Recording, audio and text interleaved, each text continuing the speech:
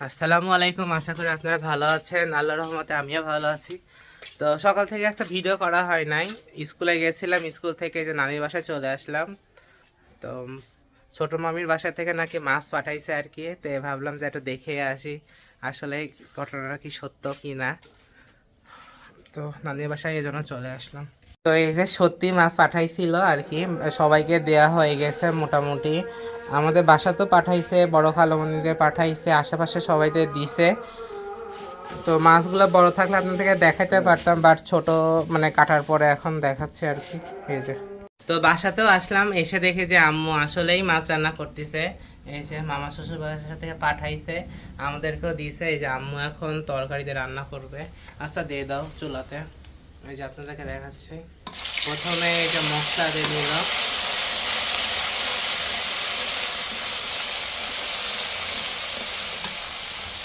এই যে আলু, পটল আর হচ্ছে ডাটা দিয়ে রান্না করবে মাছ দিয়ে। তো এটা খেতে অনেক মজা লাগে, আর মাছগুলো অনেক বড় ছিল তাই না? হ্যাঁ, অনেক বড় ছিল। তো যাই হোক, অনেক মজা লাগছে। রান্না শেষে আপনাকে আবার দেখাবো। বড় পিসগুলো রেখে দিছে, পরে আর কি রান্না করা হবে আর কি। এই তো রান্না শেষে দেখাবো ইনশাল্লাহ। অনেকদিন পর আজকে ঘুরতে বের হলাম আমি আর উৎস।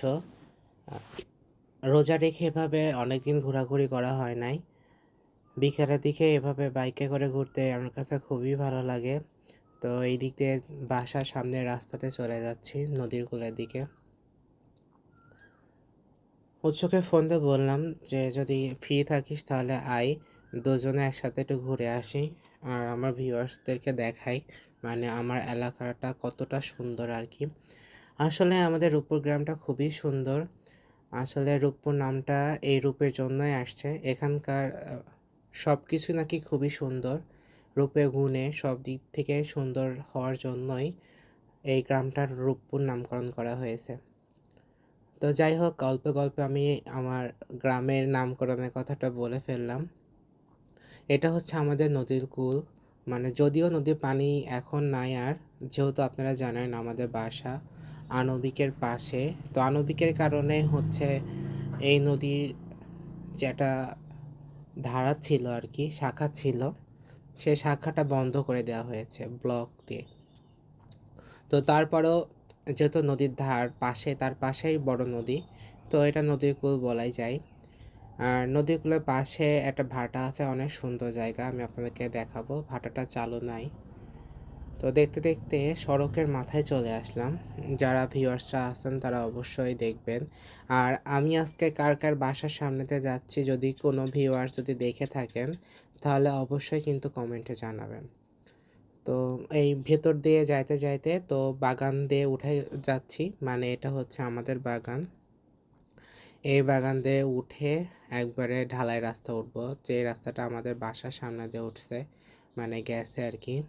তো যাওয়ার পথে এই যে ভাইস্তাদের সাথে দেখা হয়ে গেল, তারা খেলাধুলা করতেছে। তো এই যে আমার বাড়ির সামনে যেই ঢালাই রাস্তাটা আপনারা দেখছেন বা দেখেন, সেই রাস্তা দিয়ে আবার ব্যাক করতেছি। তার মানে নদীকূল থেকে ঘুরে এসে ফটো মার্কেট হয়ে ঘুরে বাসার সামনে রাস্তা দিয়ে আবার বাসার দিকে যাচ্ছি। তো যেটা বলতেছিলাম, আগে প্রতি রমজান বিকালে হলে আর কি সাইকেল নিয়ে এভাবে ঘুরতাম। সময়টাও কেটে যেত, ভালোও লাগতো বেশ। তো উৎস বলল যে আর একটু বেশি আহ, ঘোরাঘুরি করে চল, এখনও তো সময় আছে। তা আমি বললাম যে ঠিক আছে চল, আমার যেহেতু কাজ নেই বাসাতে, সব নাপছে আমার বোন কমপ্লিট করে রাখবে, সেহেতু চল ঘুরেই আসি। তো আণবিকের পাশ দিয়ে যে রাস্তাটা আছে সেই রাস্তাটাতে যাচ্ছি। তো বেশ ভালো লাগতেছিল ঘুরতে। আর যেহেতু এখন আণবিকের প্রত্যেকটা কোম্পানি ছুটি দিয়ে দিয়েছে, তো রাস্তাগুলো বেজায় ব্যস্ত ছিল, কার আগে কে বাসায় যাবে, মানে ছুটি হলে এদের মাথা কারোরই ঠিক থাকে না। তো যাই হোক, নতুন উপর মাঠটা সংস্করণ করা হচ্ছে, দেখে খুবই ভালো লাগলো। তারপরে নানির বাসার সামনে চলে আসলাম, দেখি যে ভাই বোনেরা সবাই দাঁড়াই আছে। আর এখানে আমার ছোট আন্টি মানে আম্মুর চাচাতো বোনের ছেলে মেয়েরা আসছে। তো তাদের সাথে কথা হচ্ছে। তারা বলতেছিল যে তুমি তো আমাদের ভিডিওতে নেও না, আমাদের বাড়িটাও নেও না, তা আমি বললাম রাইসা কই যাচ্ছ? কার বাসায়?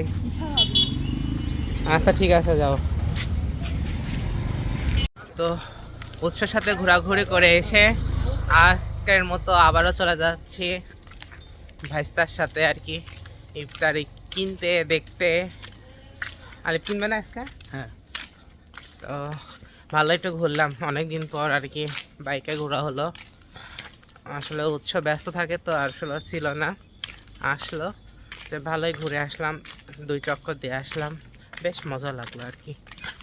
রোজার দিনে কার কার ঘুরতে ভালো লাগে অবশ্যই কমেন্টে জানাবেন। আমার তো বিকালের দিকে ঘুরতে খুবই ভালো লাগে, জাস্ট অসাম লাগে। তো যাই, ইফতার দোকান থেকে ঘুরে আসি। দোকানে হচ্ছে দেখেন আনারস আছে, আনারসগুলো খুবই সুন্দর দেখতে লাগছিল। পেয়ারা আছে, তরমুজ আছে, কলা আছে, লেবু আছে, শসা আছে। মানে আলী ভাইয়ের দোকানের পাশে একটা দোকান হয়েছে, ফলের দোকান, রিয়াজ ভাইয়ের দোকান। তো এই দোকানে মোটামুটি সব কিছুই পাওয়া যায়। আমি আবার খেজুর দেখতেছিলাম, বাসাতে খেজুর যেহেতু অল্প এই জন্য নেওয়া যায় কিনা এই জন্য দেখতে রেখেছিলাম। এই যে ঘোরাও শেষ, ইফতারি কেনাও শেষ, অনেকক্ষণ যাবতীয় ঘুরতেছিলাম। আজকে আজকে কী কী নেওয়া হয়েছে, আলুর চপ আছে, বেগুনি আছে, আর হচ্ছে পেঁয়াজও আছে। যাই হোক আমি আজকে কোনো কিছু নেই নাই, বাসাতে আম্মু বানাচ্ছে আজকে, অনেক বানাইছে ভরপুর, তো এই জন্য আর কি নিলাম না। যাই বাসায় চলে যাই, বাসায় গিয়ে আপনাদের আজকে বাড়ির কাজের কতটুকু অবস্থা দেখাবো আর কি। বাসার কাজ মোটামুটি ভালোই আগাইছে। আজকে এই যে কলামগুলো দিছে, একদিন 4টা করে দিচ্ছে মোটামুটি। আর এই দিকে এসে শর্ট কলাম দিবে, যেহেতু আমাদের এটা সিটি রুম হবে। এই যে এখানে যে শর্ট কলাম করে দিছে, আজকেও শর্ট কলাম একটা দিছে, 4 দিনে ভাগ করে নিছে মোটামুটি। যেহেতু 16টা কলাম, তাহলে 4 4 16, তাহলে 4 দিনে আর কি মোটামুটি কলাম হয়ে যাবে আলহামদুলিল্লাহ। একটা বড় একটা স্পেস, অনেক সুন্দর একটা স্পেস। তো দেখতে দেখতেই বাড়ির কাজ অনেকটাই আগায় গেছে আলহামদুলিল্লাহ আলহামদুলিল্লাহ। তো এখান থেকে দেখতে পাচ্ছি আমের মুকুলও দেখেন চলে আসে, গুটি গুটি হয়ে গেছে। মানে আমার বাড়ির পাশে হাপি ভাইয়ের বাসার বাগান এটা। তো দেখেন এখান থেকে দেখতে পাচ্ছি মোটামুটি আমের গুটি চলে আসছে। যাই হোক আম ধরলেও দেখাবো ইনশাল্লাহ। তো এই বাড়ির অবস্থা, মানে কাজের অবস্থা আর কি। এখানে আমি বানাবো আজকে আয়রন শরবত। তো যারা আয়রন শরবত খেয়েছেন তারা অবশ্যই জানেন, এখানে পুদিনা পাতা আর টক দই দিয়ে সুন্দরভাবে ভালোভাবে পেস্ট করে নিতে হবে। প্রথমে পুদিনা পাতা আর পিঙ্ক চাউল দিয়ে সুন্দর করে ডলে নেবেন, তারপরে দইটা নিয়ে ফেটিয়ে তারপরে পানিতে মিশালে আর কি হয়ে যাবে আয়রন শরবত। যেহেতু এখন সেভাবে গরম পড়তেছে না, এজন্য আপনি বরফ না দিলেও চলবে, আপনি কলে টিউবওয়েলের পানি দিয়েও বানাতে পারেন। আর যেহেতু পানির টান এখন কম, মানে পানি পিপাসা কম লাগতেছে এই রমজান মাসে, তাই আমি কলের পানি দিয়ে আর কি বানাই নিলাম। আপনারা যদি বেশি ঠান্ডা পছন্দ করেন কেউ, অবশ্যই এর মধ্যে বরফ কুচে দিয়ে নিতে পারেন, তাহলে টেস্টটা আরও বহুগুণে বেড়ে যাবে।